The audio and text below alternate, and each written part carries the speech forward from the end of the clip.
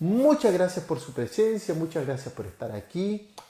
Vamos como todos los días lunes, nuestro proyecto de rehabilitación, donde estamos comentando algunos aspectos relacionados hoy específicamente a tratamientos de superficie.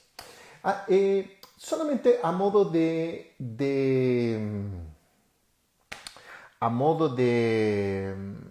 introducción y para un poquito para contextualizar nuestra conversación.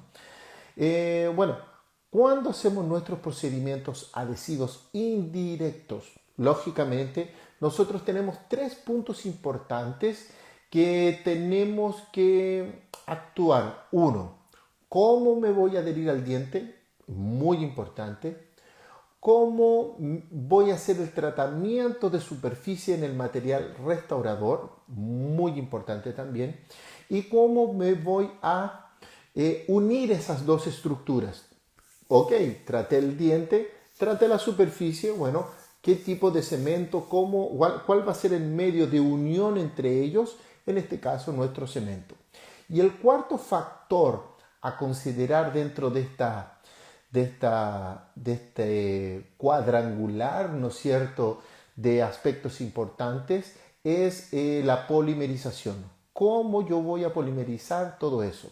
Por lo tanto, entonces, de mi punto de vista, creo que son cuatro pilares bien importantes a la hora de nosotros poder hacer una cementación adhesiva.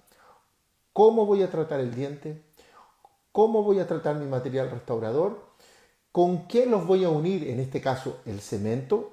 Y cuarto, ¿cómo voy a polimerizar todo eso? Creo que con esos cuatro factores nosotros vamos a estar bien, cuando tengamos un control en esos cuatro factores, sin lugar a dudas nosotros vamos a tener una, eh, una, una cementación adhesiva mucho más predecible. Rojas Salazar, mi amigo, muy buenas noches, muchas gracias. El otro día estaba pensando en ti. Muchas gracias por estar aquí. Entonces, de esos cuatro factores, el día jueves pasado nosotros estuvimos en nuestro podcast de adhesión junto al doctor Miguel Muñoz, estuvimos hablando de fotopolimerización. Hoy yo quiero comentarles, me quiero referir específicamente, vamos a hablar hoy específicamente del tratamiento de superficie en los materiales restauradores indirectos, sean cerámicos, sean resinas, ¿ok? Nos vamos a enfocar principalmente a los sistemas cerámicos, que es las preguntas que generalmente me llegan: Milko, ¿qué cemento? Milko, ¿cómo trato la superficie del material? Por favor, dame un protocolo, etc. Entonces vamos a estar básicamente orientados a ese tipo de discusión, ¿ok? Veamos lo siguiente entonces. Tenemos la siguiente situación. Dependiendo de la naturaleza del material con el cual nosotros estamos trabajando, puede ser polimérico, puede ser cerámico. Dentro de los sistemas cerámicos, básicamente nosotros vamos a encontrar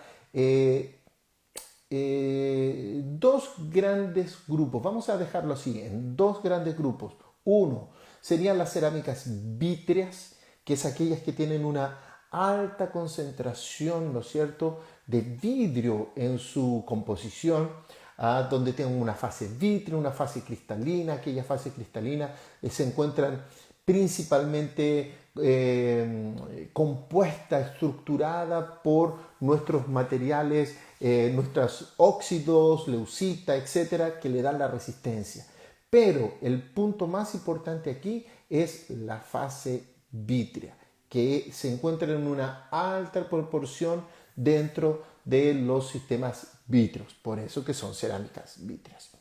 El otro gran grupo son las cerámicas policristales, que encontramos que tienen una alta concentración de óxidos. Por lo tanto, la disponibilidad de vidrio es bajísima o casi nula o ausente dentro de su composición. Por lo tanto, tienen comportamientos diferentes. Y eso es algo interesante ya, que es una forma también de poder clasificar nuestros materiales cerámicos en este caso, de acuerdo de un punto de vista, no solamente en cuanto a su composición, que es la forma general con la cual se hace la clasificación de los sistemas cerámicos, sino que también a través de su forma de cementar. Porque cuando nosotros vemos en su composición que tenemos cerámicas que tienen alto contenido de vidrio, por ejemplo, disilicato de litio, cerámica feldespática, nosotros vamos a observar entonces que el tipo de tratamiento que vamos a hacer es diferente. Aquellas cerámicas, por ejemplo, si las comparamos con los policristales. Por lo tanto, ya tenemos una diferencia entre ellas. Una, que son aquellas que poseen un alto contenido de vidrio y aquellas que no la poseen o que poseen una alta fase cristalina, como podría ser en ese caso la zirconia.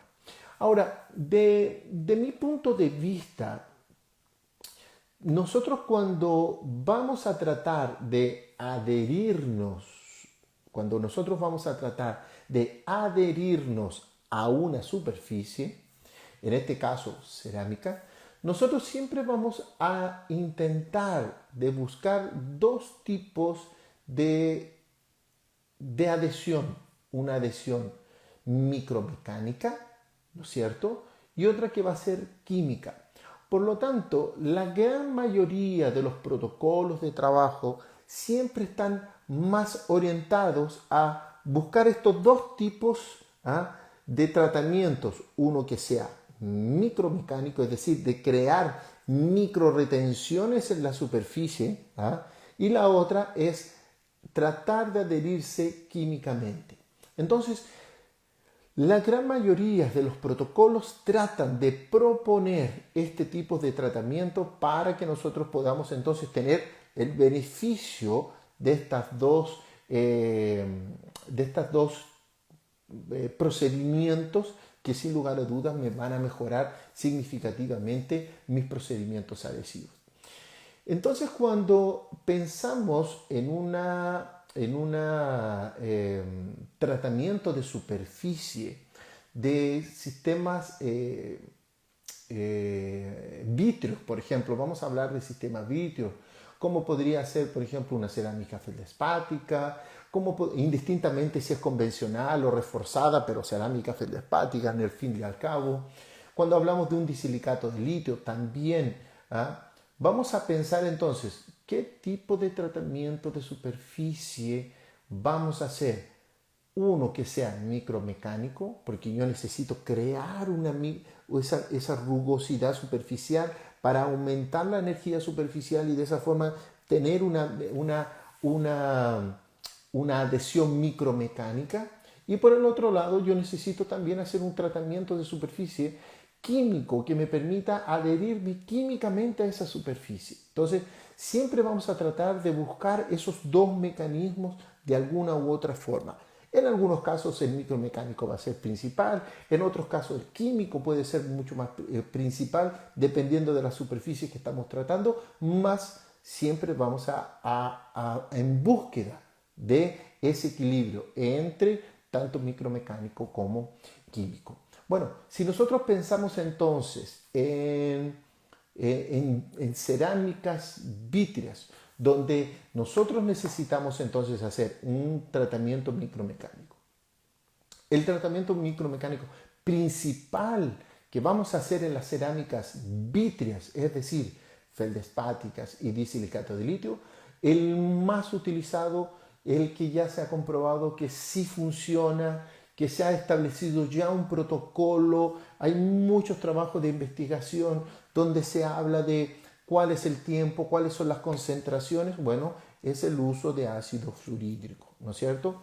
Donde el ácido fluorhídrico se va a producir una degradación, ¿no es cierto?, parcial de esta fase vítrea, creando microretenciones y dejando en exposición, ¿no es cierto?, parte de esa fase cristalina, produciendo entonces esta rugosidad superficial que va a traer como consecuencia esta retención micromecánica que nosotros vamos a crear. Entonces, como toda reacción Y aquí es importante tener en cuenta, como toda reacción ácido-base, se va a producir una sal, un remanente, un precipitado como consecuencia de esta reacción del ácido fluorhídrico en la fase vítrea de las cerámicas vítreas, ¿no es cierto? Como dijimos, tanto feldespática como disilicato de litio. Y aquí es importante porque es importante de poder pensar que a la hora de yo estar aplicando ese ácido, no solamente estoy creando microretenciones, que es uno de los objetivos principales de la aplicación del ácido, sino que también tengo que pensar que toda reacción ácido-base voy a tener como consecuencia un subproducto, que es una sal, y esa sal se va a precipitar en la superficie de la cerámica.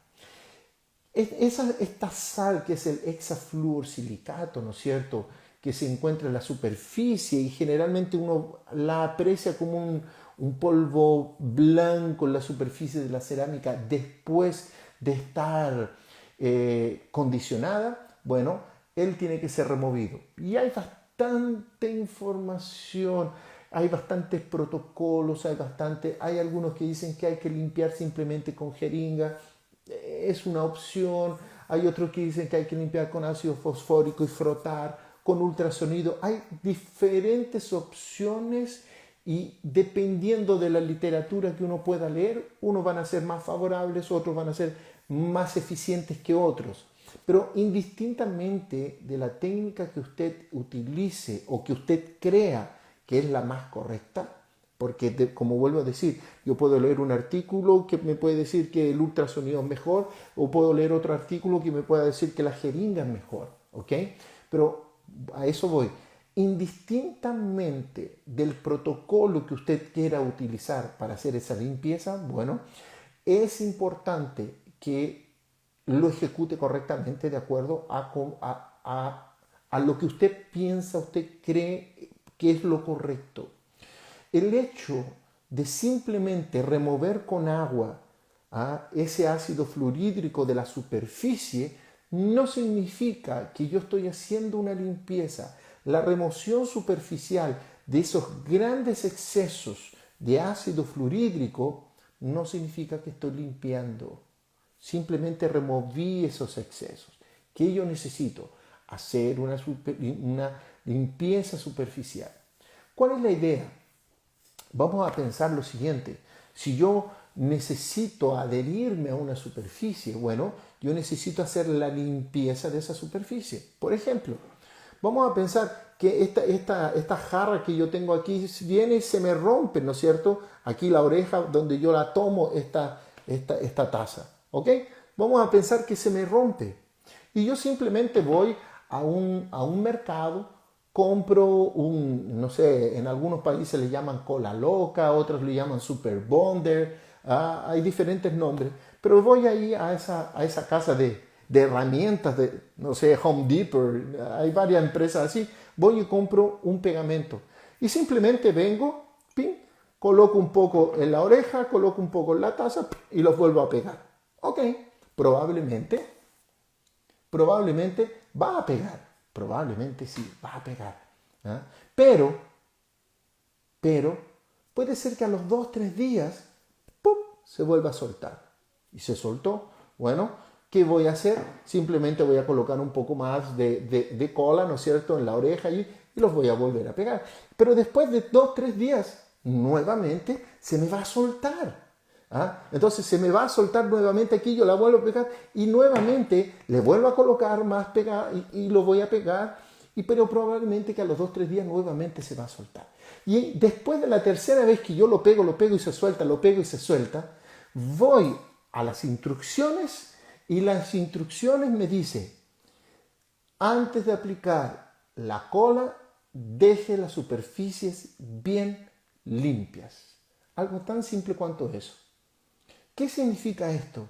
Que el hecho de yo limpiar, voy a aumentar la energía superficial de esa superficie y voy a dejar la cola en íntimo contacto de las dos superficies.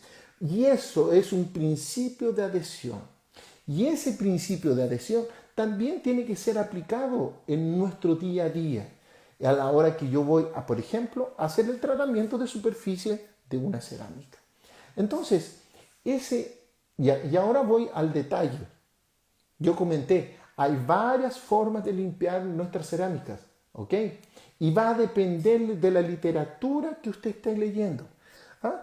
Hay alguna literatura que favorece el ultrasonido, otra literatura que favorece, no sé, el ácido fosfórico, frotarlo. Hay otros que dicen, ok, indistintamente del procedimiento que usted escoja hacer, de acuerdo a su conciencia, de acuerdo a lo que usted ha aprendido, de acuerdo a lo que usted ha leído, hágalo correctamente, porque es muy importante que la superficie esté correctamente limpia.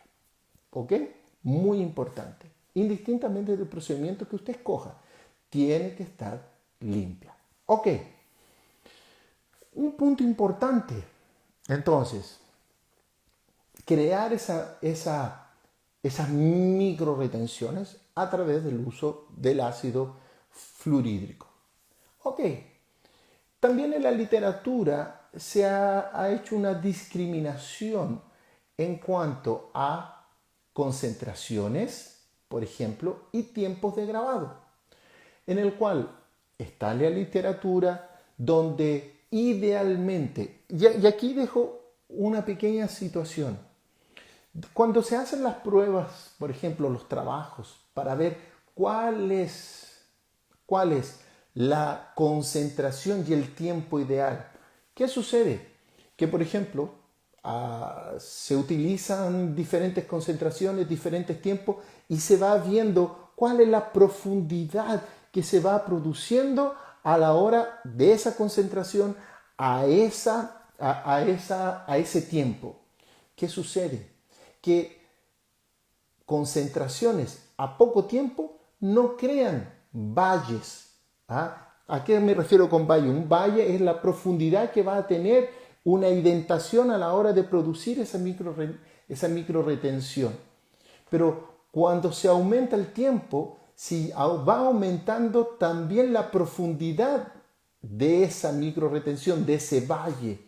Ok, pero llega un punto que si el más tiempo no significa que va a aumentar en profundidad del valle del uso de ese, por ejemplo, del ácido fluorhídrico, sino que también va aumentando, no solo en profundidad, sino que comienza a aumentar en amplitud. Y el hecho de que esa micro retención aumente en amplitud y no en profundidad, disminuye, la fuerza no se incrementa. ¿A qué voy? Que los trabajos que nos indican que la especificidad de concentración y de tiempo sí es importante. ¿Ok? Entonces, eso es muy interesante, que la especificidad que yo voy a tener a la hora de utilizar una concentración adecuada y un tiempo adecuado, eso hace con que nosotros tengamos la necesidad, de mi punto de vista, de nosotros tener diferentes concentraciones para ser utilizadas en diferentes materiales para ser utilizada en diferentes tiempos. ¿Por qué? Porque ¿qué se ha observado? Que diferentes concentraciones para feldespáticas y para disilicato de litio hace con que cada material pueda tener sus micro retenciones más ideal. ¿A qué? A tiempos específicos. Por eso que siempre dicen, ¿por qué se recomienda el uso de ácido fluorhídrico al 10-12% aproximadamente entre 60 y 80 segundos, siendo que para la cerámica de disilicato de litio es solamente al 5% y por 20 segundos? Es por el motivo que yo comentaba anteriormente. Porque, por ejemplo, si al 5% por 5 segundos no crea un valle suficiente. Si duplicamos el tiempo al 10%, mejora, pero al 20% mejora mucho más ese valle. Pero si comenzamos a dejarlo más tiempo, 40 o 50, ya no es más profundo el valle de la retención, sino que se comienza a ser amplio. Y ahí no deja de ser eficiente. Por lo tanto, por eso que estoy diciendo, la especificidad del 5 a 20 segundos es específica para disilicato de litio. ¿Ok? Ahora, otras situaciones como cerámica feldespática también va a ser mucho más eficientes a esas concentraciones y a ese tiempo, porque la profundidad del valle va a permitir tener una mejor fuerza adhesiva y no dejando que aumente en amplitud. ¿Ok? Entonces, de esa forma, a ese tiempo es mucho más eficiente. ¿Ok? Entonces, eso es importante. Hay en algunos protocolos, también se comenta la posibilidad de hacer arenado. En el disilicato de litio, el propio fabricante, en este caso Ivoclar, por ejemplo, de IMAX, no recomiendan arenar el disilicato de litio, ¿ok? Para hacer microretención o limpieza. No lo recomienda porque puede generar el inicio de crack, ¿ok? Más, sí se puede, pero eso es cuando se utiliza óxido de aluminio. Si nosotros vamos al catálogo de instrucciones de, por ejemplo, de IMAX, específicamente de la técnica press de inyección, dice que no se recomienda el uso de óxido de aluminio para hacer la limpieza. Pero, ojo, cuando se retira del cilindro de inyección, los laboratorios hacen una limpieza de la superficie, pero no lo hacen con óxido de aluminio, lo hacen con esferas de vidrio. Debido a que las esferas de vidrio son menos agresivas, porque el óxido de aluminio tiene partículas irregulares, haciéndolo más agresivo su uso. Por lo tanto, eventualmente, si usted tuviera esferas de vidrio para arenar, sería mucho más favorable. De hecho, en el catálogo de instrucciones de Ivoclar, una forma de limpieza del disilicato de litio cuando se saca del cilindro, de inyección, es utilizar esferas. ¿Ok? Entonces, es una opción. Pero óxido de aluminio la contraindica el fabricante. ¿Ok?